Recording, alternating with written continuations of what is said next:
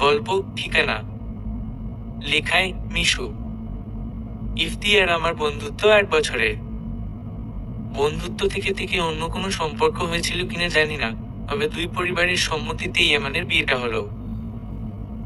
এই দীর্ঘ সময়ে সবসময়ই ইফতির সাথে আমার ঝগড়া, খুনসুটি লেগেই ছিল। আজ বিয়ের রাতেও তার ব্যতিক্রম হলো না, যদিও ঝগড়া হওয়ার কোনোই কারণ ছিল না। ইফতি ঘরে ঢুকতেই আমি বলেছি, আজ তোকে একদম তারসানের মতো লাগছে। তুইও কি মিথিলার মতো আমাকে ডিভোর্স দিয়ে চলে যাবি নাকি? এই একটা বাক্যই আমাকে রাগানোর জন্য যথেষ্ট ছিল। দাঁত কটমট করে তাকালাম। ও বলল, তুই খুব ভাগ্য করে জন্মেছিস বলে আমার মতো বর পেলি। তুই তো হাফ টিকেট, তোর মতো খাটো মেয়েকে বাংডু, মোটু আর কানা খোড়া ছাড়া কেউ বিয়ে করতো না, বুঝলি? কি বললি? তাহলে তুই বিয়ে করলি কেন? কে বলছিল তোকে বিয়ে করতে? বাপরে, তুই নিজেই তো বিয়ে করার জন্য উঠে পড়ে লেগেছিলি। আমি চাইনি। আর আমি চাইলেই বা তোর কি? আমি তোর বন্ধু না? তোর চাওয়া পাওয়ার গুরুত্ব দিতে হবে না? আমি রেগে তাকিয়ে আছি। নাচতে নাচতে বিয়ে করে এখন আবার কথা শোনানো হচ্ছে। ইফতি বলল, তোকে শাড়ি একদম মানায় না, কাল থেকে 3 পিস পরে থাকবি। আমার রাগে গায়ে জ্বলে যাচ্ছে। ইফতি বলল, প্যাঁচার মতো মুখ করে থাকিস না, আজ আমাদের বাসর রাত। বলেই চোখ মারল। আমি দাঁত কর্মর করে বললাম, রাখো তোর বাসর, মেজাজটাই বিগড়ে দিয়েছিস। কই রাখবো? আমার পাঞ্জাবির পকেট নাই। বলেই আবারও চোখ মারল। আমার ভয়ানক রাগ হচ্ছে। ওর এটা বদভ্যাস, কথায় কথায় চোখ মারে। অন্য কারো ক্ষেত্রে এমন করে না, শুধু আমার সাথেই এটা করে। অনেকটা ফেসবুকের চ্যাটিং এর মতো, প্রতি মেসেজের পাশে একটা করে চোখ মারা ইমো। ইফতি হাই তুলে বলল, ঘুম পাচ্ছে রে খুব? ঘুমাবো। তুই কষ্ট করে দাঁত ব্রাশ করে আয়। কেন? তোর মুখের যা বিশ্রী গন্ধ, আমার ঘুম আসবে না তোর পাশে। প্লিজ ব্রাশ করে আয়। আমি চেঁচিয়ে বললাম, বের হ ঘর থেকে, আমার পাশে তোকে ঘুমাতে হবে না।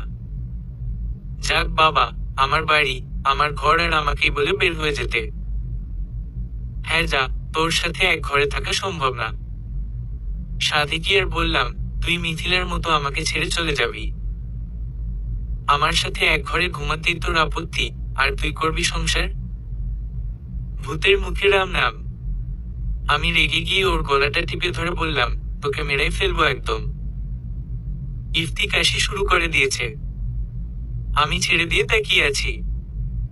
ও কাশি থামতেই বলল, তুই তো রেলেরই কুত্তা, রাক্ষসী রানী কটকটি। নিজের স্বামীকে মেরে ফেলতে চাইছিস? না, তুই হচ্ছিস ফেরাউন। ও নো, ফেরাউন তো লম্বা। আচ্ছা, গালিটা পড়ে দিচ্ছি। এই মুহূর্তে কোনো খাটো ডাইনির নাম মনে পড়ছে না। ইফতির উপর খুব রাগ হচ্ছে। আজকে রাতে ওকে এভাবে ঝগড়া করতে হবে? রাগে ফুঁসতে ফুঁসতে বেলকুনিতে চলে আসলাম। ইফতির সাথে বন্ধুত্বটা হয়েছিল ঝগড়া দিয়েই।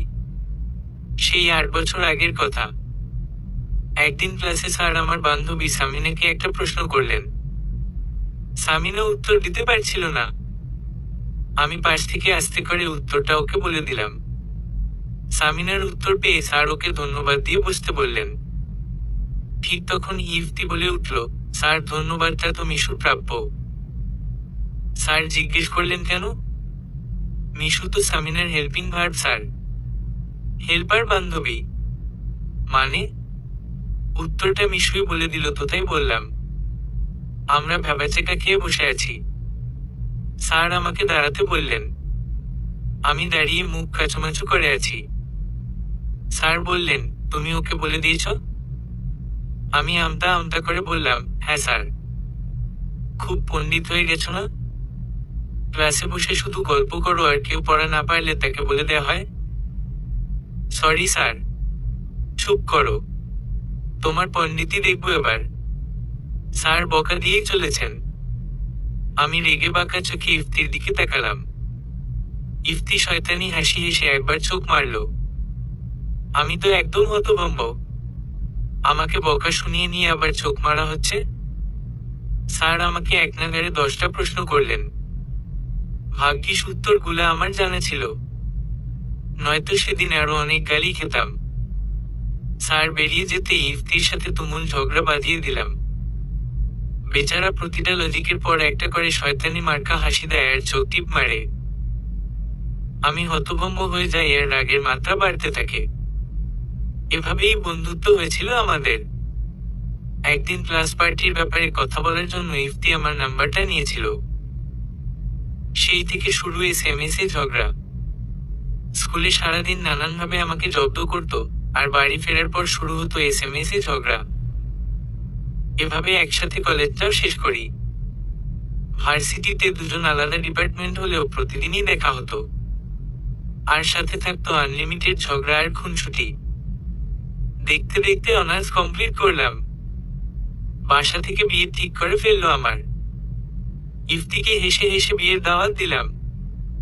বললাম, আমার বিয়েতে সব কাজ তোকে সামাল দিতে হবে, ডেকোরেশন থেকে শুরু করে সব। ইফতি হাসি মুখে বলল, যথা আজ্ঞা মহারানী। তোর বিয়ে মানে আমার বিয়ে, বলেই চোখ মারল। আমিও খুব খুশি মনে বিয়ের পরিকল্পনা করতে লাগলাম। কিন্তু যতই বিয়ের দিন এগিয়ে আসতে লাগলো, ততই ইফতির সাথে কথা কমে যেতে লাগলো। একটা সময় সারাদিনে একবারও ইফতির সাথে কথা হলো না। 3 দিন ওর সাথে কথা হয়নি। খুব খারাপ সময় কাটালাম। খাওয়া দাওয়া করিনি, গোসল করিনি, সারাক্ষণ আনমনা আর এলোমেলো হয়েছিলাম। কোথায় যেন একটা শূন্যতা আর হাহাকার। ইফতির সাথে সারাক্ষণই আমার ঝগড়া হতো, কিন্তু তবুও যে কোনো বিপদে একে অপরের পাশে ছিলাম। ওকে ছাড়া আমার একটা দিন কিভাবে কাটবে? সারাক্ষণ ইফতিকে মিস করতাম। বাবা আমাকে ডেকে বলল, তোর কি বিয়েতে মতো নেই মা? মতো থাকবে না কেন? তোমরা যোগ্য ছেলেই বেছে নিয়েছ। ছেলে ভালো, কিন্তু তোর কি অন্য কোথাও সম্পর্ক আছে? না আব্বু, নেই। কিন্তু কোথাও একটা সমস্যা তো আছেই। যখন বিয়ের আলাপ হচ্ছিল, তখনও তুই হাসি খুশি ছিলি, কিন্তু ডেট ঠিক হওয়ার পর থেকেই দেখছি কেমন বদলে গেছিস। কি সমস্যা আমাকে বল। আব্বু, আমি নিজেও বুঝতে পারছি না। বাবাকে বল, আমি বুঝতে পারবো। তুই কি ইফতিকে? আমি আব্বুকে জড়িয়ে ধরে ডুকরে কেঁদে উঠলাম। এই কয়েকদিনে একবারও কাঁদিনি। সাধারণত সহজেই আমার কান্না আসে না, কিন্তু সেদিন খুব কাঁদলাম আর বাবাকে বললাম, আমি জানি না ওকে ভালোবাসি কিনা, কিন্তু ওকে ছাড়া আমি থাকতে পারবো না। ওকে ছাড়া নিজেকে মানতেও পারছি না। ও আমার অস্তিত্বের সাথে মিশে গেছে। বাবাকে আর কিছুই বলতে হয়নি। আমাকে না জানিয়েই আব্বু ইফতির বাসায় বিয়ের প্রস্তাব নিয়ে গেছে। যদিও ইফতি এখন কোনো কাজই করে না, সার্টিফিকেট প্রাপ্ত বেকার, তবুও বাবার আপত্তি ছিল না। ইফতির পরিবার ও আমাকে অনেক ভালোবাসতো, তারাও খুশি হয়ে বিয়েতে সম্মতি হলেন। অতঃপর বিয়েটা হয়ে গেল। বেলকুনিতে দাঁড়িয়ে এসব ভাবছিলাম। নিজেকে খুব পূর্ণ মনে হচ্ছে। হঠাৎ পিছন ফিরতেই দেখি একটা সাদা পোশাক পরা ভূত 2 হাত নাড়িয়ে ডান্স করছে। মুখটা কালো, পাতিলের তলার মতো। জিভ বের করে ভেঙচি কাটছে আর ডান্স করছে। আমার সারা শরীর কাটা দিয়ে উঠল। ভয়ে জ্ঞান হারিয়ে ফেললাম। জ্ঞান ফিরতেই দেখি ইফতি আমার মুখের উপর উপর হয়ে হাসছে। আমি উঠে বসলাম। ভয়ে আমার গলা শুকিয়ে গেছে। ইফতি হেসে বলল, কি রে ভীতু ঘোড়ার ডিম? আমি ভয় কথা বলতে পারছি না। ইফতি হাহা করে হেসে বলল, ভূত দেখছিস? আমাদের বাসায় কিন্তু ভূত আছে। হু, ভূত দেখছি। ও বাবা গো, বাবা গো, মা গো বলে চেঁচিয়ে ইফতিকে জড়িয়ে ধরলাম। চোখ মেলেই দেখি ইফতির পিছনে একটা সাদা কাপড় আর একটা কালো মুখোশ। আমি চোখ বড় বড় করে তাকালাম।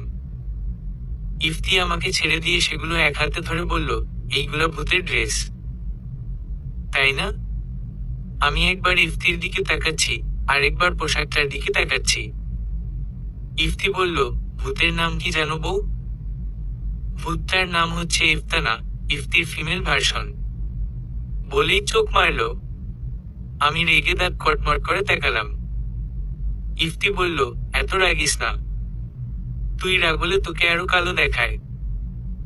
এমনিতেই তো ব্ল্যাক বেঙ্গল ছাগল, রাগলে একেবারে পাতিলের তলার মতো লাগে। আমি ভয়ানক রেগে ইফতির চুল টেনে ধরলাম। ইফতি চেঁচাতে লাগলো।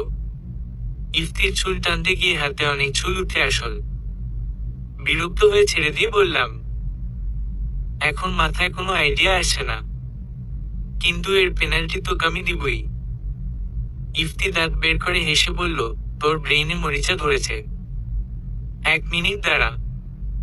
কথাটা বলেই একটা চুইংগাম নিয়ে এসে আমার হাতে দিয়ে বলল, এটা চিবোতে থাক, মস্তিষ্ক সচল হবে আর ভালো ভালো আইডিয়া আসবে। বলেই চোখ মারল। আমি হাসবো না রাগ করবো বুঝতে পারলাম না। চুইংগাম মুখে দিয়ে চিবোতে লাগলাম। ইফতি বিছানায় গিয়ে শুয়ে পড়েছে। আমার রাগ কমে গেছে। ভাবলাম বিছানায় গিয়ে আমিও শুয়ে পড়ি, কিন্তু সেটা আর হলো না। বিছানা তো কাছে যেতেই ইফতি বলল, থামো বলছি। বিছানায় উঠবি না কেন? দাঁত ব্রাশ করে এসে শুবি। তোর মুখে বিশ্রী গন্ধ বলেছি না? আমার আবারও রাগ উঠে গেল। হনহন করে এগিয়ে এসে মুখ থেকে চুইংগামটা বের করে ওর চুলে লাগিয়ে দিলাম।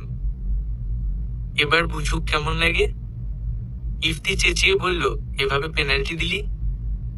ওকে, ইফতির ডাবল পেনাল্টি খাবি তুই। কি করবি শুনি? দেখতেই পাবি। মহিলা ফেরাউন কোথাকার। খবরদার উল্টা পাল্টা গালি দিবি না বলে দিচ্ছি।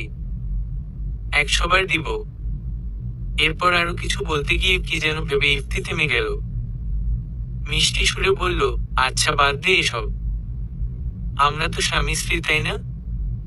আজ আমাদের বিয়ের রাত। আজকের রাতে ঝগড়া করাটা অশুভ। আমি মুখ বাঁকা করে তাকিয়ে আছি। ওর কথায় এত মধু ঢালছে কেন? নিশ্চয়ই নতুন কোনো ফোন দিয়ে আসছে। কিছু বললাম না, চুপচাপ গিয়ে বিছানায় শুয়ে পড়লাম। ইফতি বলল, ব্রাশ করলি না? আমি অগ্নি দৃষ্টিতে তাকাতেই আর কিছু বলল না। মুখ ঘুরিয়ে শুয়ে পড়ল। বাকি রাতটা ঝগড়া ছাড়া এই সিনেমেটিক ভাবে কেটে গেল। সকালবেলা ঘুম থেকে উঠে নামাজ পড়ে নিলাম। ইফতিকেও জোর করে ডেকে তুলে নামাজ পড়তে বললাম। ও নামাজ আদায় করেই আবার ঘুমিয়ে পড়ল। নাস্তার টেবিলে যাওয়ার জন্য রেডি হলাম। আয়নার সামনে দাঁড়িয়ে একটু সাজগোজ ঠিক আছে কিনা দেখছিলাম। ইফতি পিছনে দাঁড়িয়ে আমার পিঠে কি যেন করছে। আমি জিজ্ঞেস করলাম, কি করছিস? তোর পিঠে শাড়িটা একটু কেমন ভাঁজ হয়ে গেছে, ঠিক করে দিচ্ছি। আচ্ছা, থ্যাংক ইউ। ইফতির দিকে তাকাতেই ও মিষ্টি করে হাসি দিল। আমি বের হয়ে রান্নাঘরে চলে আসলাম। কিন্তু আশ্চর্যের ব্যাপার এই যে সবাই আমাকে দেখে খিলখিল করে হাসছে। হাসির কারণটা ঠিক বুঝতে পারছি না। আমি তো আয়নায় নিজেকে দেখে বের হলাম। তাহলে সমস্যাটা কোথায়? অনেকক্ষণ ধরেই খেয়াল করলাম সবাই আমাকে দেখার পর মুখ টিপে হাসছে। সেদিকে গুরুত্ব না দিয়ে শাশুড়ি মাকে সাহায্য করার জন্য এগিয়ে গেলাম। উনি এসে বললেন, তোমাকে কোনো কাজ করতে হবে না। দিন না আন্টি, আমিও একটু করি। আন্টি না, মা বলবা। আচ্ছা বলবো, কিন্তু একটু হেল্প করি আপনাকে। না, তুমি টেবিলে গিয়ে বসো। এমন সময় ইফতির ভাবি এসে হাতে দুটো প্লেট নিয়ে বলল, মা এগুলো টেবিলে নিয়ে যাই।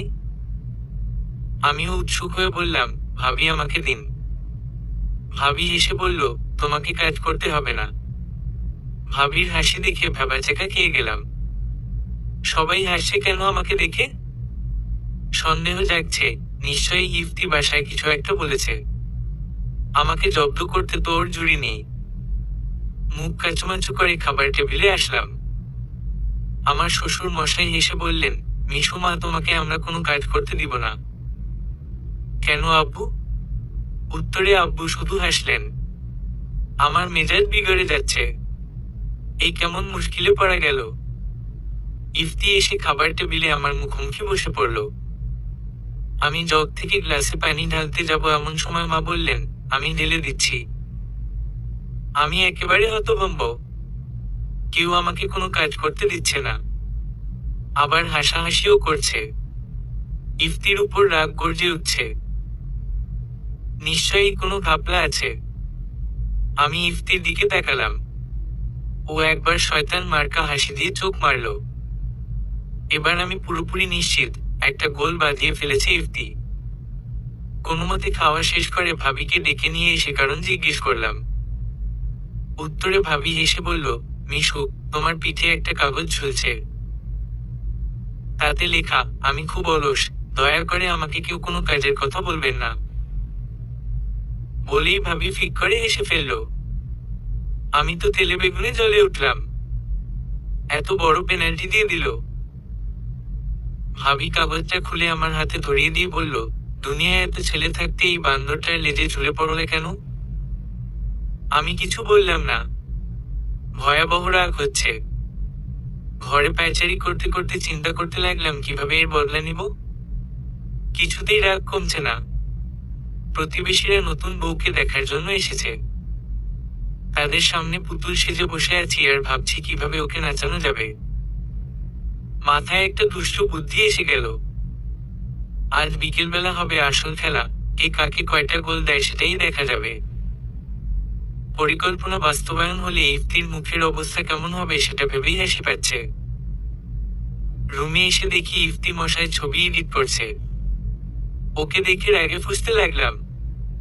ইফতি বলল, কিরে লেডি কুত্তা, দেখছিস আর জ্বলছিস, লুচির মতো ফুলছিস। ব্যাপার কি? হারামি, তোকে মজা দেখাবো। হি হি, কচু করবি তুই। মোল্লার দৌড় মসজিদ পর্যন্ত। কি বললি? আমি মোল্লা? মোল্লা হয় ছেলেরা, তুই হচ্ছিস ফিমেল মোল্লা। ইফু, ভালো হবে না বলে দিচ্ছি। খারাপও হবে না। এখন চোখের সামনে থেকে দূর হ, প্যাট করছি। এই কথা শুনে রাগের মাত্রা আরো বেড়ে যাচ্ছে। কিন্তু আগের মতো বাকযুদ্ধও করতে পারছি না, আবার ওকে জব্দ করতেও পারছি না। আগে এসব ব্যাপারে অনেক এক্সপার্ট ছিলাম। বিয়ের পর মগজে সত্যিই মরিচা ধরল না তো। ইফতি আমার হাতে একটা চাটনি দিয়ে বলল, নে খা। ইফতির প্রতি অনেক রাগ থাকলেও চাটনির লোভ এড়ানো গেল না। চাটনিটা নিয়েই মুখে দিলাম। কিন্তু মুখে লাগানোর সাথে সাথেই দুই ঠোঁট কেমন যেন জোড়া লেগে গেল। কথা বলার চেষ্টা করেও বলতে পারছি না। মুখ খোলাই যাচ্ছে না। চাটনিটার দিকে তাকিয়ে দেখি আঠা লাগানো। সর্বনাশ!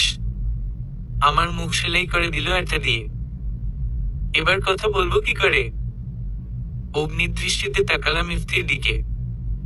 ইফতি বলল, কথা বলতে পারবি না, দেখবি আর জ্বলবি, লুচির মতো ফুলবি। হা হা হা। ইফতি হা হা করে হেসে চলেছে।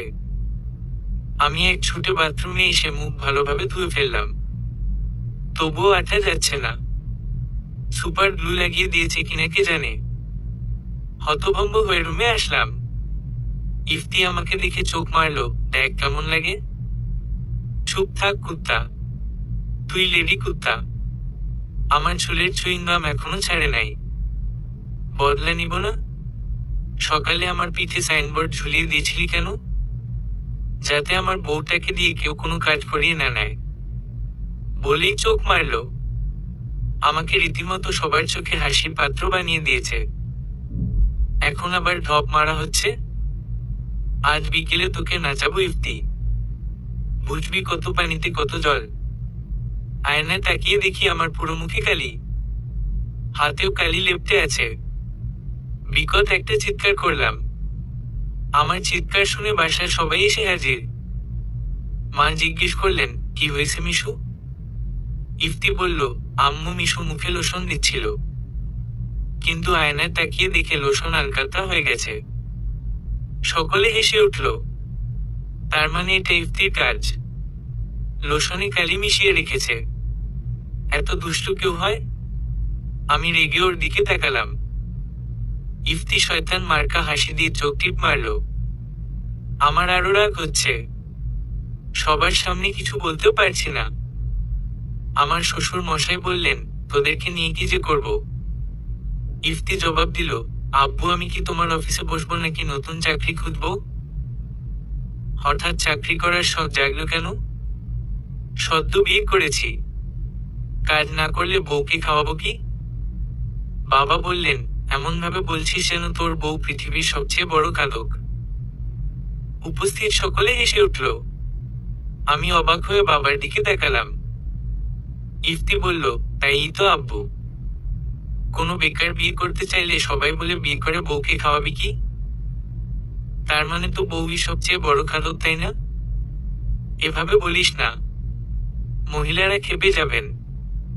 তুই নতুন বিয়ে করেছিস, 2 মাস যাক, তারপর কাজে যোগ দিস। ওকে আব্বু, আমরা কিন্তু হানিমুনে থাইল্যান্ড যাব বলে দিলাম। আমাদের দেশে কি জায়গার অভাব? দেশের বাইরে যেতে হবে। ইফতি আমার দিকে তাকিয়ে বলল, আব্বু, এই ব্ল্যাক বেঙ্গল ছাগলটাকে নিয়ে দেশের মানুষকে দেখাতে চাই না, তাই বিদেশে যেতে চাইছি। আমি চেঁচিয়ে বললাম, আমি ব্ল্যাক বেঙ্গল ছাগল না, তুই ছাগলই। আয়নায় দেখতো তোকে ব্ল্যাক বিউটি লাগছে কিনা। দেখ। আমি রাগে গর্জে উঠলাম। নিজেই আমার লোশনে কালি মিশিয়েছে, আবার আমাকে ব্ল্যাক বিউটি বলা হচ্ছে। বাবা বললেন, ইফতি, তোর মতো বান্দরের কপালে ছাগল জুটেছে, সেটা তোর ভাগ্য। আমি ভ্যাবাচেকা খেয়ে বাবার দিকে তাকালাম। বাবা আমাকে ছাগল বলল। কি হচ্ছে এসব? সকলে হাসছে। ইফতি বলল, আব্বু আমি বান্দর, এটা তুমি বলতে পারলা? হু, বান্দরের ছেলে তো বান্দরই হবে। এই কথা শুনে আমার শাশুড়ি মা চেঁচিয়ে বাবাকে বললেন, খবরদার আমাকে বান্দর বলবা না। নাউজুবিল্লাহ, তোমাকে বান্দর বলি নাই তো। আমি নিজেই নিজেকে বললাম। সবাই হো হো করে হেসে উঠল। এর চেয়ে মজার কথা যেন আর হতেই পারে না। আমিও হাসছি। এদের পরিবারটা আসলেই অনেক সুন্দর। মা বললেন, বাপও যেমন, ছেলেটাও তেমনই হয়েছে। তারপর আমার দিকে তাকিয়ে বললেন, মিশু মা, তুই মুখ হাত ধুয়ে আয়, দেরি হলে কালি তুলতে কষ্ট হবে। আমি ইফতির দিকে তাকিয়ে চোখ রাঙালাম। ছেলেটা এমন কেন? ফ্রেশ হয়ে বাইরে আসলাম। রান্নাঘরে এসে দেখি ভাবি কি যেন রাঁধছে। জিজ্ঞেস করলাম, কি রাঁধছো ভাবি? আর বলো না মিশু, তোমার ভাইয়া কিছু খেতে পারছে না, ওর জন্য স্যুপ বানালাম। স্যুপের কথা শুনে আমার মাথায় দুষ্টু বুদ্ধি আসলো। ইফতি সারাক্ষণই আমাকে তেলাপোকার স্যুপ বলে খেপাতো। আজ ওকে তেলাপোকার স্যুপ খাইয়ে ছাড়ব। ভাবিকে বললাম আমার জন্য 1 বাটি স্যুপ রাখতে। তারপর তেলাপোকার খুঁজে স্টোর রুমে চলে আসলাম। একটা পুরনো কাঠের বাক্সে অনেকগুলি তেলাপোকা পেয়ে গেলাম। 4-এর 5টা তেলাপোকা নিয়ে রান্নাঘরে চলে আসলাম। 1 বাটি স্যুপ নিয়ে তাতে তেলাপোকা গুলি দিলাম ছেড়ে। বাহ, স্যুপের সুইমিং পুলে তেলাপোকা সাঁতার কাটছে। কি সুন্দর দৃশ্য। স্যুপ নিয়ে রুমে চলে আসলাম। ইফতি বিছানার উপর অর্ধশোয়া অবস্থায় ফেবুকিং করছে। মিষ্টি কণ্ঠে বললাম, ইফু। হ্যাঁ বল। তোর জন্য একটা খাবার এনেছি। হা কর, খাইয়ে দিই। এখন কিছু খাবো না, প্লিজ ইফু, অনেক কষ্টে বানিয়ে আনলাম। ইফতি একবার তাকালো আমার দিকে। আমার ইনোসেন্স মার্কা চেহারা দেখে বলল, আচ্ছা খাইয়ে দে। আমি পুলকিত হয়ে ওর মুখে 1 চামচ তুলে দিলাম। ইফতি খেয়ে বলল, বাহ, ভালোই বানিয়েছিস। হ্যাঁ, তুই খা। আবারও 1 চামচ তুলে দিলাম ওর মুখে। পরপর 4 চামচ খাইয়ে দেওয়ার পর বললাম, এবার তুই নিজে নিজে খা। তুই খাইয়ে দে।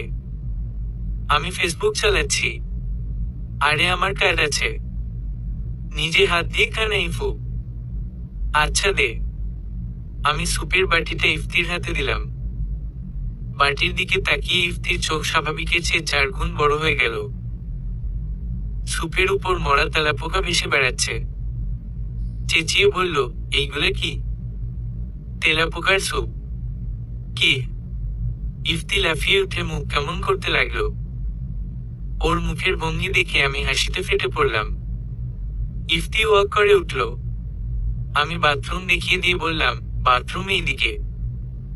ইফতি ছুটে বাথরুমে চলে গেল। আমি কিছুতেই হাসি থামাতে পারছি না। একবার ও আমাকে ব্যাঙ রান্না করে খাইয়েছিল, আজ বুঝুক কেমন লাগে। কিছুক্ষণ পর ইফতি এসে ধপ করে চেয়ারে বসে পড়ল। ওকে খুব ফ্যাকাশে দেখাচ্ছে। বললাম, কি রে, কি হয়েছে?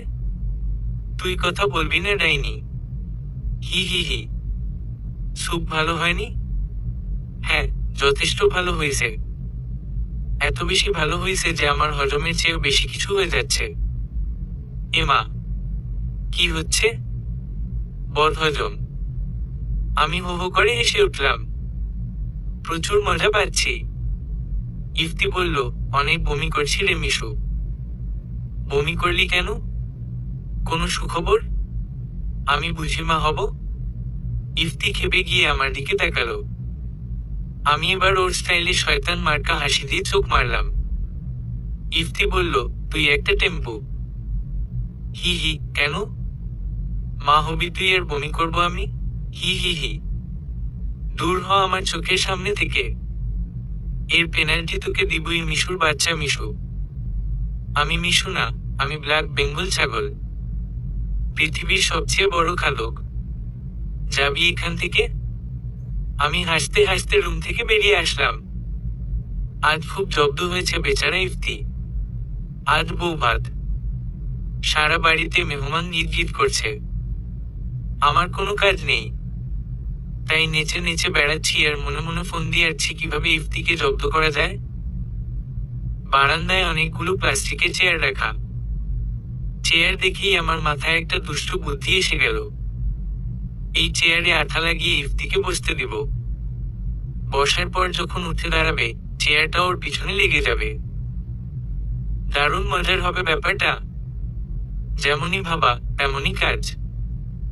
পুরো চেয়ারে খুব করে আঠা লাগিয়ে দিলাম। মজবুত ভাবে লেগে যাবে ইফতি আর চেয়ার। এখন যেভাবেই হোক ইফতিকে এখানে বসাতে হবে। মাথা তুলে তাকিয়ে দেখি ইফতি ভাবিদের সাথে দাঁড়িয়ে দাঁড়িয়ে কথা বলছে আর হাসছে। এটাই সুযোগ।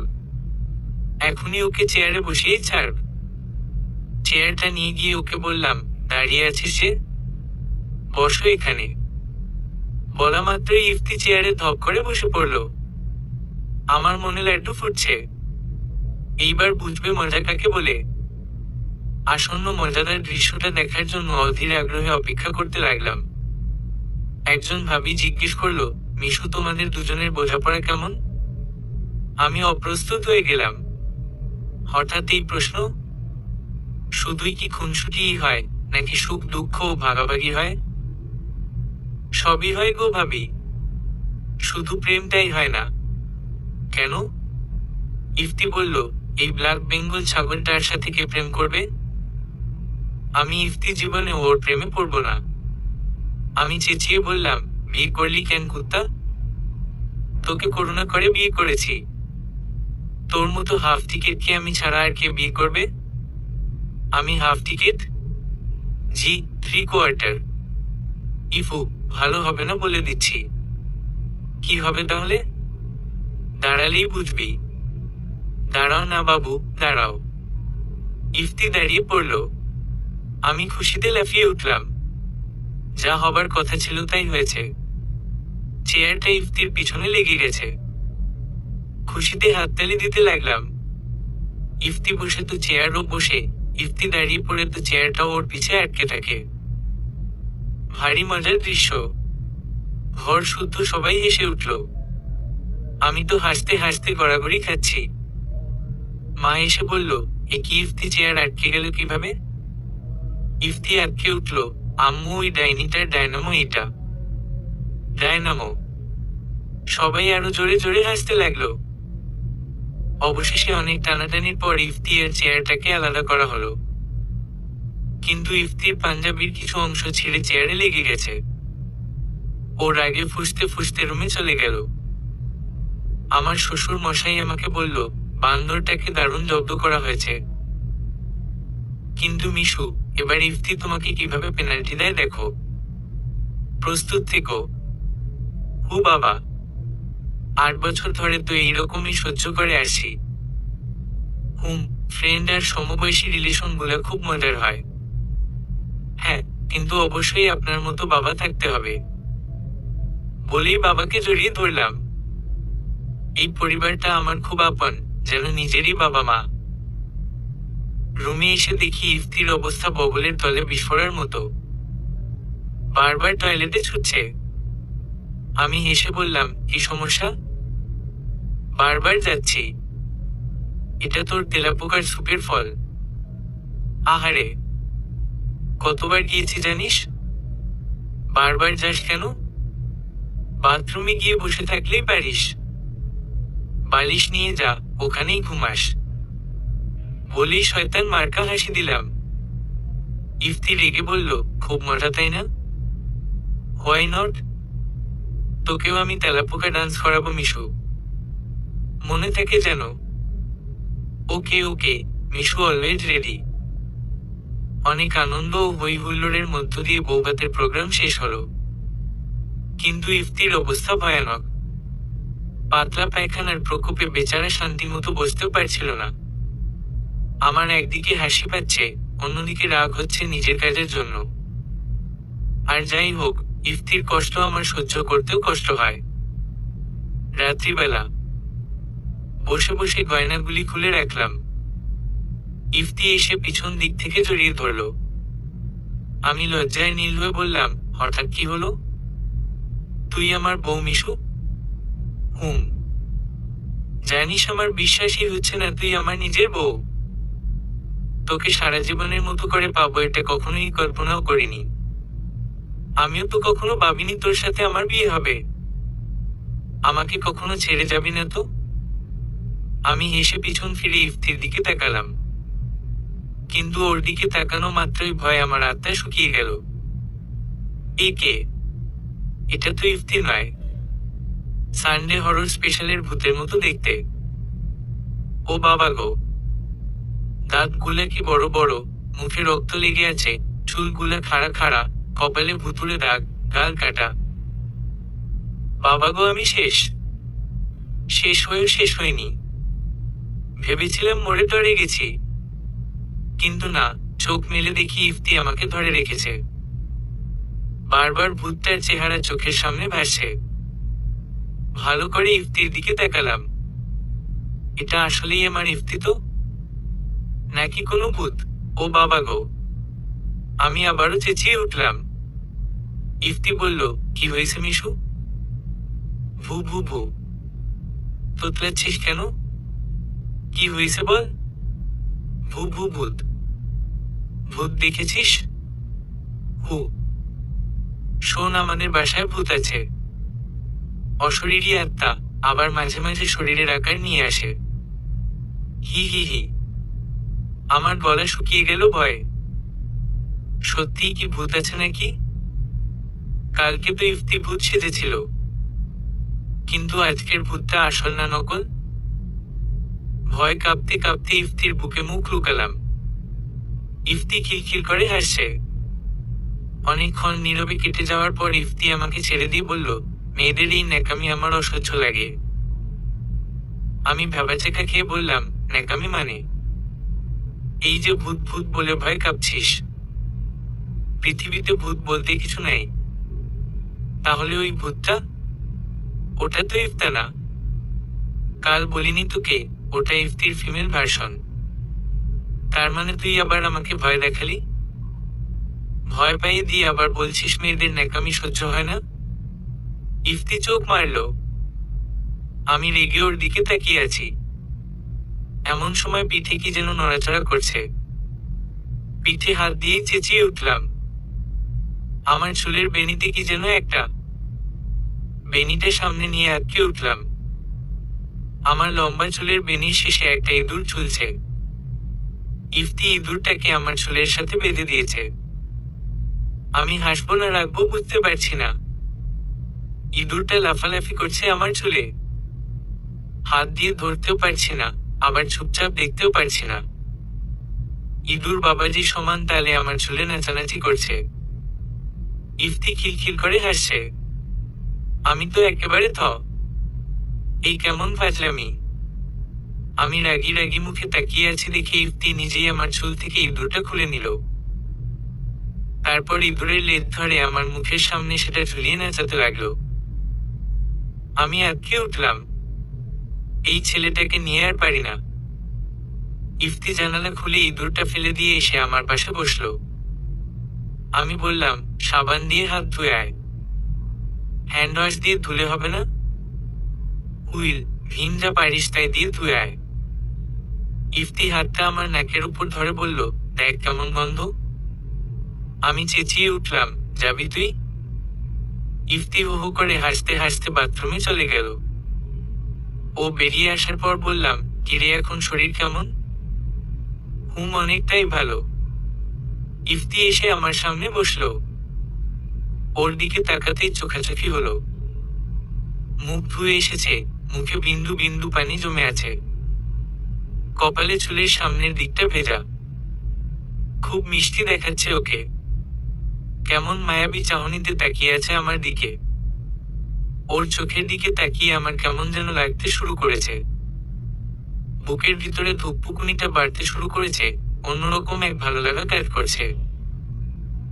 এর আগে কখনো ইফতিকে দেখে এমন হয়নি। আজই প্রথম, তাই অনুভূতিটা নতুন। দৃষ্টি ফেরাতে পারছিলাম না। অনেকক্ষণ তাকিয়ে রইলাম দুজন দুজনের দিকে। আমার হৃদস্পন্দন অনেক বেড়ে গেছে।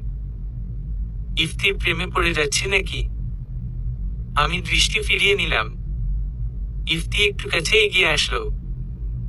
আমার হার্টবিট আরো বেড়ে গেল। এবার ওর নিঃশ্বাসের শব্দ স্পষ্ট শুনতে পাচ্ছি। ইফতি একটু একটু করে কাছে এগিয়ে আসতে লাগলো। আমি মাথা নিচু করে নীরবতা পালন করছি।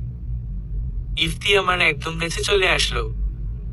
তারপর দুহাতে আমার মুখটা ধরলো। আমি লজ্জায় নীল হয়ে উঠলাম। ইফতির উষ্ণ হাতের স্পর্শে কেমন যেন ভালো লাগা কাজ করছে। শরীর শিউরে উঠল আমার। ইফতি দুহাত দিয়েই আমার মুখটা ওর মুখের কাছে নিয়ে আসলো। তারপর ফিসফিস করে বলল, আমি তোর কত কাছে এসেছি। আমি লজ্জায় চোখ বন্ধ করে আছি।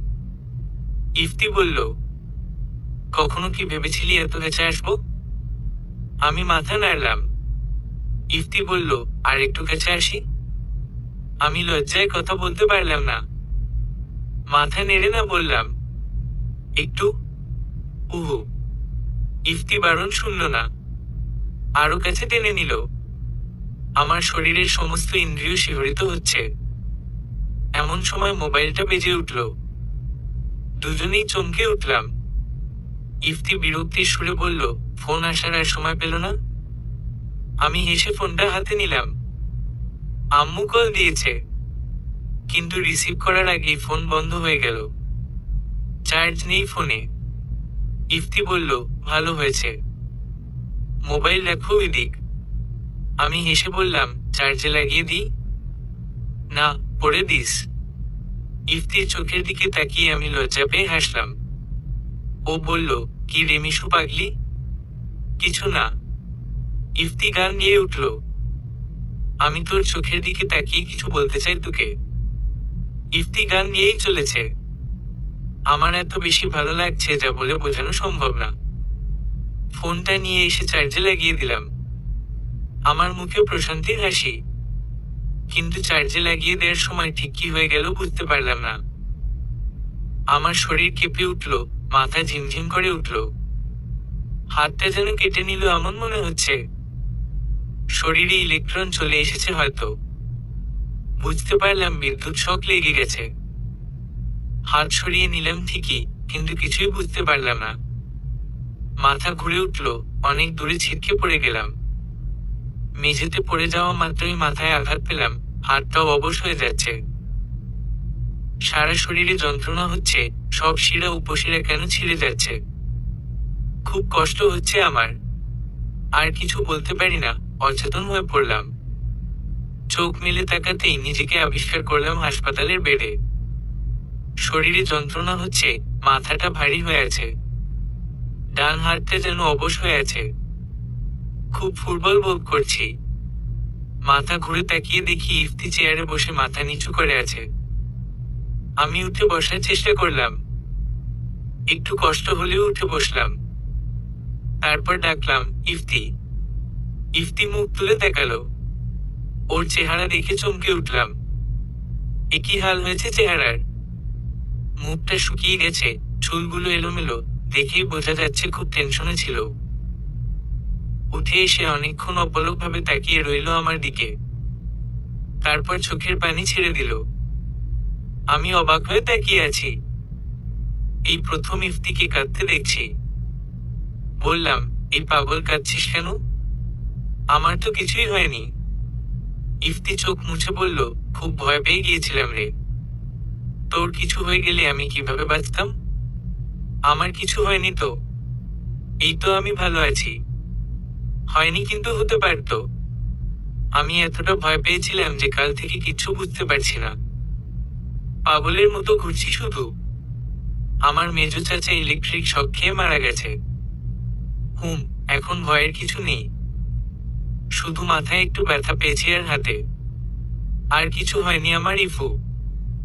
আমি মরে যেতাম তোর কিছু হলে। ইস রে, মরতে হবে না। দেখ, অন্য ছেলের সাথে বিয়ে হতে গিয়ে তোর সাথে হলো। তোর কাছ থেকে আমাকে কেউ কেড়ে নিতে পারবে না। ইফতি আবারও চোখ মুছল। আমি একটু এগিয়ে আসার চেষ্টা করতে ইফতি নিজেই এগিয়ে এসে আমার হাত ধরল। বললাম, খুব ভয় পেয়েছিলি সেটা বুঝতেই পারছি। কাল তুই মেঝেতে ছিটকে পড়ার পর আমি হতবাক হয়ে দেখছিলাম তোকে। তোর মুখটা বিকৃত হয়ে যাচ্ছিল, কষ্টে ছটফট করছিলি তুই।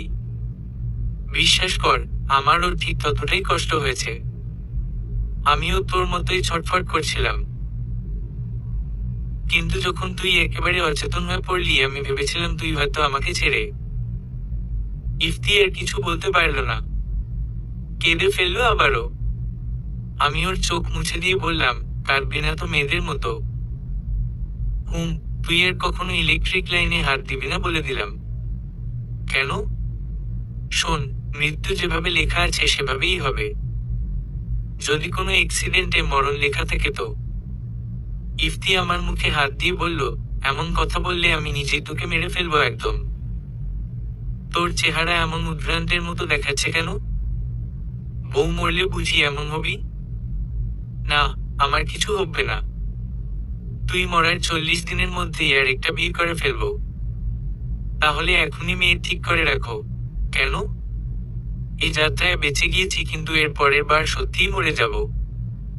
ইফতি রেগে অগ্নিদৃষ্টিতে আমার দিকে তাকালো। তারপর শক্ত করে জড়িয়ে ধরলো আমায়। ঘটনার আকস্মিকতায় অবাক হয়ে গেলাম। ইফতি আমার মাথাটা ওর বুকে চেপে ধরল। আমার খুব ভালো লাগছে।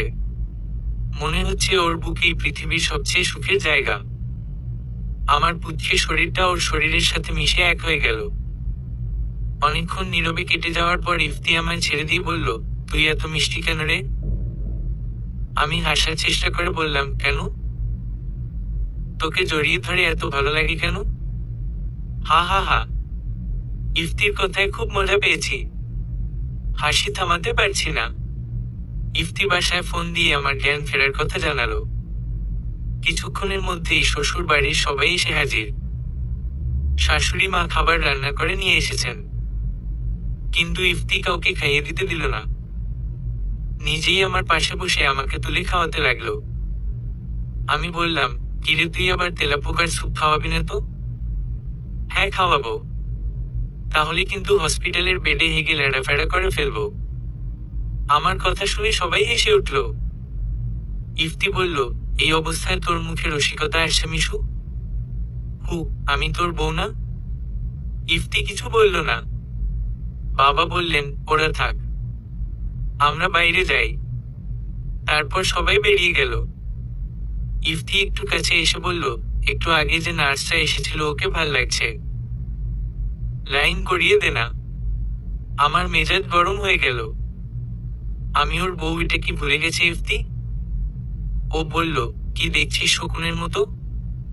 আমি শকুন? শকুনের নানি তুই? লেডি কুত্তা কোথাকার। আমি হাসলাম। এই তো ইফতি স্বাভাবিক হয়ে গেছে। কিন্তু তবুও কেমন যেন উদ্ভ্রান্ত দেখাচ্ছে ওকে। আমি জানি ইফতি না খেয়ে আছে, তাই ওকেও খেতে বললাম। খাওয়া শেষ হলে ইফতি হাত ধুয়ে এসে পাশে বসলো। বললাম, আমি আজ বাড়ি যাব। মাথা খারাপ? না, পেট খারাপ। মানে? এখানে আমার দম বন্ধ হয়ে আসছে। বাড়ি যাব আমি। স্যালাইন লাগাবে তোর শরীরে। ডক্টর যেতে দিবে না। বাসায় গিয়ে স্যালাইন দিব। প্লিজ ইফু, বাড়ি যাব। মিশু, পাগলামি করিস না। না না, তুই এখানে থাকলে ওই মহিলা নার্সকে লাইন মারবি, এটা আমি হতে দিতে পারি না। হা হা হা, এজন্য ভয় পাচ্ছিস? তোকে বিশ্বাস নেই ভাই? আমি তোর ভাই? আমি জিহ্বায় কামড় দিয়ে বললাম, ভুলেই গেছি তুই আমার বর। বরকে কেউ তুই বলে? যাই হোক মিশু, তুই অসুস্থ। চুপচাপ শুয়ে থাক। এত কথা বলবি না। বলবো, 100 বার বলবো। বলবি না, চুপ থাক। না না না, আমি কথা বলবো। 100 বার বলবো, 1000 বার বলবো। কথা বলতে বলতে তোকে পাগল করে দিব। আমি তোর মুখ বন্ধ করে দিব মিশু। কিভাবে? দেখতে চাস? হু হু দেখা। ইফতি উঠে এসে আমার মাথাটা ধরে ফেলল। তারপর ওর মুখটা আমার মুখের কাছে নিয়ে আসলো। আমি লজ্জায় চোখ বন্ধ করে ফেললাম। ধুকপুকুনিটা বাড়তে শুরু করেছে। কেমন যেন অনুভূতি হচ্ছে। ইফতি একদম কাছে চলে এসেছে। ঠিক এই মুহূর্তে দরজা খুলে ডাক্তার প্রবেশ করলো। ইফতি আমাকে ছেড়ে দিয়ে সরে দাঁড়ালো। আমি লজ্জা পেয়ে মাথা নিচু করলাম। মনে মনে রাগও হচ্ছে, আবার হাসিও পাচ্ছে। এটা কিছু হলো? ইফতি যখনই আমার কাছে আসতে চায়, তখনই একটা না একটা বাধা। অসহ্য। ডাক্তার অনেকক্ষণ আমাকে দেখলেন, অনেক মন্তব্য করে চলে গেলেন। আমি ইফতির দিকে তাকালাম। তারপর শয়তান মার্কা হাসি দিয়ে চোখ মারলাম। ইফতি এগিয়ে এসে বলল, তুই একটা শনি। কেন? কারণ তোর নাম মিশুমণি। আর মণি নামের মেয়েরা শনি হয় বুঝলি? আমি হাসলাম। ওর রাগ করার কারণটা বুঝতে পেরেছি। ইফতি বেরিয়ে গেল ডাক্তারের সাথে কথা বলার জন্য। ডাক্তার বলেছে ভয়ের কোনো কারণ নেই। তাই জেদ করেই বিকেলবেলা হাসপাতাল থেকে বাড়ি ফিরলাম। আমার বাবার বাড়ি। ইফতি ওর সাথে এসেছে। শ্বশুর বাড়িতে এটা ওর প্রথম নাইর। ভাবতেই হাসি পাচ্ছে। আগে 2 দিন পর পরই ইফতি আমাদের বাসায় আসতো। কিন্তু তখন আমি ছিলাম ওর বন্ধু, আর আজ আমি ওর স্ত্রী। দারুণ মজার ব্যাপার। ঘুমানোর আগে আগে আয়নার সামনে দাঁড়িয়ে চুলে বেনি করতে লাগলাম। ইফতি এসে নিজেই বেনি করে দিতে দিতে বলল, তাড়াতাড়ি সুস্থ হয়ে ওঠ। হানিমুনে যাব। এত তাড়া কেন মশাই? শুধু তুই আমার, আমি হারিয়ে যাব। আমি না তোর ফ্রেন্ড? ছি, ফ্রেন্ডকে এসব বলা যায়? তুই আমার ফ্রেন্ড? হু, বউকে কেউ তুই বলে? আর আমি তো তোর ফ্রেন্ডই, তাই না? ইফতি খেপে গিয়ে তাকালো আমার দিকে। আমি হেসে চোখ মারলাম। কিছু বুঝে ওঠার আগে ইফতি আমাকে কোলে তুলে নিল। তারপর বিছানায় নিয়ে এসে শুয়ে দিল। আমি লজ্জায় নীল হয়ে উঠলাম। আমি লজ্জায় নীল হতে হতে বেগুনি হতে শুরু করেছি। ধুকপুকুনিটা বেড়ে যাচ্ছে। খুব দ্রুত হার্টবিট হচ্ছে। এত জোরে লাফাচ্ছে যে আর একটু জোরে হলেই বুঝি হার্ট ফেটে যাবে। আমি লজ্জায় চোখ বন্ধ করে ফেললাম। এমন সময় কে যেন দরজায় কড়া নাড়ল। আমি চেঁচিয়ে বললাম, কে? ওপাশ থেকে আম্মুর গলা ভেসে আসলো, মিশু বাইরে আয়। দেখে যা কে এসেছে। ইফতি রেগে আমাকে ছেড়ে দিয়ে বলল, যা ভাগ। দূর হ আমার চোখের সামনে থেকে। তুই আসলেই একটা শনি। আমি হেসে বললাম, একটু দাঁড়া। কে এসেছে দেখে চলে আসছি। বসার ঘরে এসে দেখি কাজে মৈত্রী ভাই।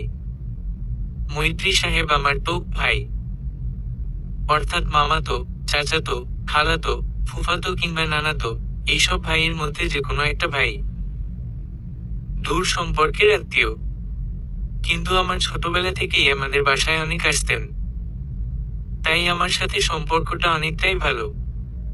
আমি হেসে বললাম, আপনি? হু, কেমন আছো মিশু? সদ্য বিবাহিত বউরা যেমন থাকে। আপনার কি অবস্থা বলুন? হ্যাঁ, ভালো। তোমার শরীর কেমন এখন? আমি তো ভালোই ফিল করছি। তা আমার বিয়েতে আসেননি কেন? ওই তো চেন্নাই। আপনার চেনো নাই বলে আসেননি? লুঙ্গি পরে আসতেন। আরে বাবা, চেন্নাইতে ছিলাম, তাই আসতে পারিনি। গতকাল ফিরেছি, শুনলাম তুমি কারেন্ট শক খেয়েছো, তাই দেখতে আসলাম। আমি হেসে বললাম, খুব ভালো করেছেন। ইফতির সাথে দেখা করবেন না? আপনি বসুন, ওকে ডেকে আনছি।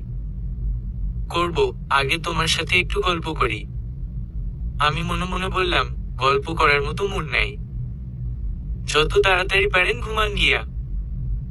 বিরক্ত হচ্ছি, কিন্তু মুখে বললাম, আচ্ছা ঠিক আছে।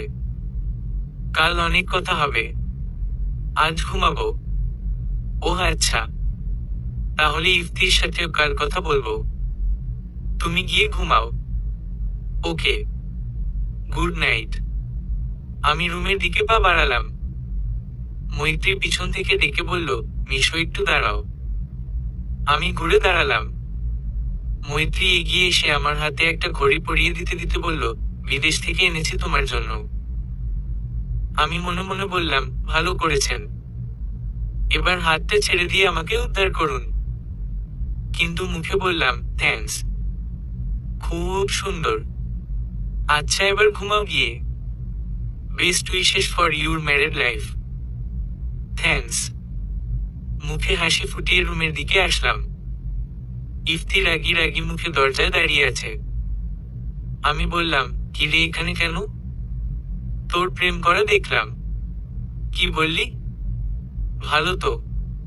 হাতে ঘড়ি পরিয়ে দিল। তোর বিয়ের পরেও পুরনোটাকে ছাড়তে পারলি না? অবশ্য পুরনো প্রেম অত সহজে কি ভোলা যায়? আমি তেলে বেগুনে জ্বলে উঠলাম। মিথ্যে অপবাদ কিছুতেই সহ্য করা যায় না। বললাম, মুখে লাগাম রে। আমার মুখটা ঘোড়ার চামড়া নয়। আমি রুমে এসে ঘড়িটা খুলে রাখলাম। ইফতি এসে সেটা হাতে নিয়ে বলল, অনেক দামি মনে হচ্ছে। গুড। শোন ইফু, তুই ভালো করেই জানিস মৈত্রীর সাথে আমার ভাই বোনের মতো সম্পর্ক। অযথা অপবাদ দিবি না। সেটা তো দেখলামই। অনেক গল্পেই মৈত্রী তোর নায়কের নাম ছিল। ভাবতাম গল্প তো গল্পই, বাস্তবে যে উনি সত্যিই তোর নায়ক সেটা জানতাম না। আজ নিজ চোখে দেখলাম। আমি রেগে গেলাম। আমি জানি ইফতি অযথা ঝগড়া লাগানোর জন্য এসব বলছে, কিন্তু তবুও রাগ হচ্ছে। প্রথমত, এভাবে অযথা ঝগড়া করার জন্য, আর দ্বিতীয়ত, এত সুন্দর মুহূর্তটা নষ্ট হয়ে গেল বলে। ইফতি একবার ঝগড়া শুরু করা মানে আর থামছে না। ধুর, আমি বোধহয় আসলেই একটা শুনি। ইফতি বলল, মৈত্রীকে তুই মামা বলে ডাকবি। আমি অবাক হয়ে বললাম, উনি আমার ভাই। তো ভাই, নিজের ভাই নয়, মামা বলে ডাকবি? আশ্চর্য।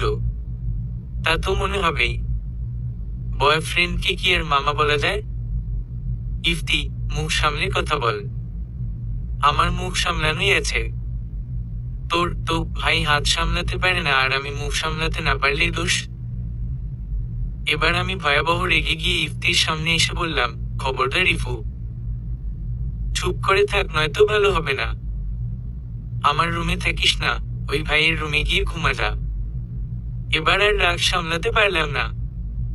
হনহন করে হেঁটে বাইরে আসলাম। মৈত্রীকে খুঁজে বের করে বললাম, এই যে কাজী ভাই। কি হয়েছে মিশু? আমাদের মাঝে আপনাকে ভিলেন হতে কে বলেছিল? কি সুন্দর রোমান্টিক সিন চলছিল, সেই মুহূর্তে উনি এসে ট্র্যাজেডি ফিল্ম বানিয়ে দিলেন। আমি আবার কি করলাম? আপনাকে কে বলেছিল আসতে? বাপরে, তোমাদের বাসায় আসতে আমার দাওয়াত লাগবে? চুপ থাকুন তো। গল্পের মোড়টা ঘুরিয়ে দিলেন এসে। কিসের গল্প? আমার আর ইফতির ভালোবাসার গল্প। কত সুন্দর হাঁটি হাঁটি পাপা করে আমাদের প্রেমটা এগোচ্ছিল, আপনি এসে সব নষ্ট করে দিলেন। আমি ভিলেন হয়ে গেলাম। কিন্তু আমার অপরাধটা কি বুঝতে পারছি না। বুঝতে হবে না। আপনার সাথে ভবিষ্যতে অনেক খাতির ছিল, এখন আর থাকবে না। ওটা ভবিষ্যৎ নয়, ওটা হবে অতীত। ওই একই হলো, একই হলো না। তুমি যদি বলো বাবা শাড়ি পরে আছেন তাহলে বাক্যটা ভুল হবে। একটি সার্থক বাক্যের 3টি গুণ থাকে, জানো না? আমি আরো রেগে গেলাম। আমাদের রোমান্টিক সিনের মাঝে ঢুকে আবার ব্যাকরণ শেখাচ্ছে। মৈত্রী বলল, এত উত্তেজিত হবে না মিশু। আপনি আজ সকালে উঠে চলে যাবেন। আজ নয়, বলো কাল সকালে উঠে চলে যাবেন। আমি ভ্যাবাচেকা খেয়ে গেলাম। বারবার ভুলভাল কথা বলছি। ইফতির সাথে ঝগড়া শুরু হওয়ায় বুঝি মাথাটা গেছে। কিছু না বলে আবার রুমে চলে আসলাম। ইফতি বিছানায় শুয়ে ভিডিও কলে একটা মেয়ের সাথে কথা বলছে। এসব কি হচ্ছে? কোথায় এখন দুজনে মিলে বিছানাটাকে স্বর্গ বানিয়ে ফেলতাম। তা নয়, এখন দুজন দুদিকে জ্বলছি। আমি এসে ফোনটা কেড়ে নিয়ে বললাম, তুই কি শুরু করলি এসব? বারে, নিজে আমার সামনে প্রেম করতে পারো আর আমি ভিডিও কল দিতে পারি না? ইফু, অযথা এমন করবি না। 100 বার করব। আয়াতের সাথে কথা বললাম, এবার নুরির সাথে বলবো। এরা কারা? আমার গার্লফ্রেন্ড।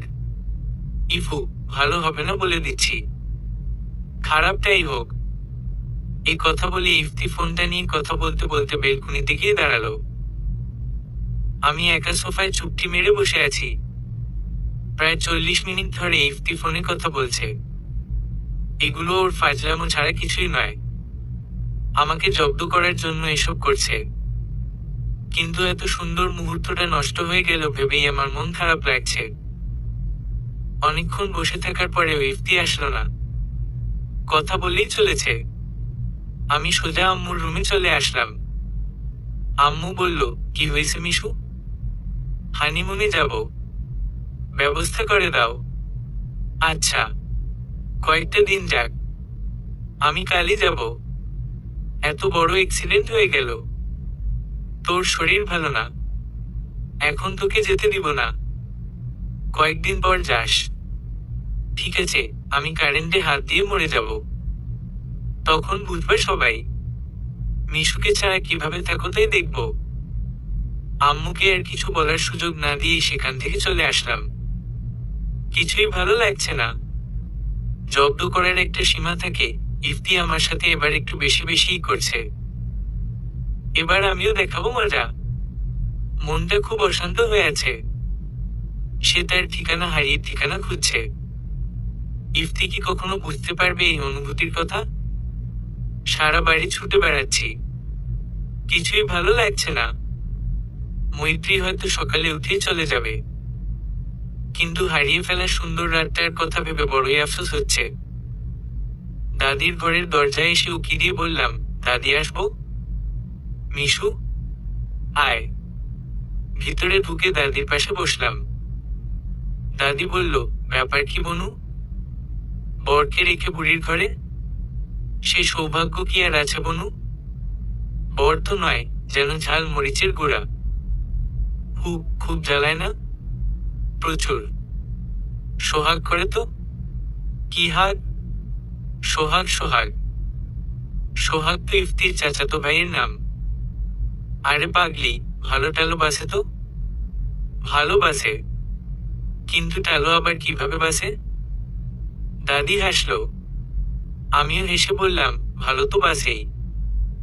হসপিটালে সে কি কান্না, কিন্তু কাছে পাই না ওকে। একটা না একটা বাধা আসেই। সে আবার কি কথা? আমি দাদিকে খুলে বললাম কথাটা। সব শুনে দাদি হেসে বলল, এইভাবে চললে তোদের আর জীবনে প্রেম করা হবে না। দাদি, প্রেম প্রেম বুঝি কপালে নাই। দাঁড়া, তোকে একটা বুদ্ধি শিখিয়ে দেই। অভিনয় করতে পারবি? আমি অবাক হয়ে বললাম, কিসের? তুই তো বেশ রং করতে পারিস, একটু অভিনয় করবি। এমন ভান করবি যেন পেট ব্যথায় মরে যাচ্ছিস, পেট চেপে ধরে চিল্লাবি। তোর অবস্থা দেখে ইফতির দশা কি হয় দেখিস। বেচারা খালি ছটফট করবে, কাছেও আসবে, ভালোও বাসবে। পারবি তো? খুব পারবো গো দাদি। থ্যাংক ইউ সোনা দাদি আমার। দাদি হাসলো। আমি নাচতে নাচতে আমার ঘরের দরজায় চলে আসলাম। তারপর শুরু করলাম অভিনয়। এমন ভান করছি যেন পেট ব্যথায় কুকড়ে মুকড়ে যাচ্ছি। প্রচুর কষ্ট হচ্ছে, কিছুতেই সহ্য করা যাচ্ছে না। কশিনকালেও এমন মারাত্মক পেট ব্যথা কারো হয়নি। দুহাতে পেট চেপে ধরে রুমে ঢুকলাম। ইফতি এখনো বেলকুনিতেই আছে। আমি চিৎকার করে উঠলাম, ও মা গো, মরে যাচ্ছি গো। ইফতি ছুটে এসে বলল, কি হয়েছে মিশু? আমার চোখ দিয়ে টপ করে এক ফোঁটা পানি গড়িয়ে পড়ল। ইফতি অবাক হয়ে বলল, কাঁদছিস কেন? খুব পেট ব্যথা ইফু। হঠাৎ? কি খেয়েছিস? কিছু না। তাহলে? জানি না। বলে আবারও চেঁচিয়ে উঠলাম, মা গো, মরে গেলাম। ইফতির কপালে চিন্তার ভাঁজ পড়ল। আমার মনে লাড্ডু ফুটে উঠল। ইফতি বলল, কি হলো তোর হঠাৎ? আমি এমন ভান করলাম যেন কথা বলতে খুব কষ্ট হচ্ছে। বহু কষ্টে বললাম, অসহ্য ব্যথা। কিসের ব্যথা এটা? জানি না। আমার চোখে পানি দেখে ইফতির মুখ শুকিয়ে গেল। হয়তো ওরও খুব কষ্ট হচ্ছে। আহারে, বেচারা ইফতি। ইফতির চোখ টলমল করছে। যদি ছেলেদের জন্য ভ্যাভ্যা করে কান্না করে জায়েদ থাকতো, নিশ্চয়ই ইফতি কেঁদে কেঁদে পুরো এলাকায় লোক জড়ো করে ফেলত। আমি চেঁচিয়ে বললাম, ইফু। ইফতি বলল, হ্যাঁ মিশু, কষ্ট হচ্ছে। ইফতি এগিয়ে এসে বলল, আম্মুকে রাখবো? আম্মুর সাথে কথা বলেই এসেছি। কি বলল আম্মু? ওষুধ খাইয়ে দিল, আর চুপ করে শুয়ে থাকতে বলল। কিসের ব্যথা এটা বলেনি? আম্মু কি করে জানবে? আম্মু কি ডাক্তার নাকি ডাক্তারের চালা? বলে আবারও চিৎকার করে উঠলাম, মা গো, মরে গেলাম গো।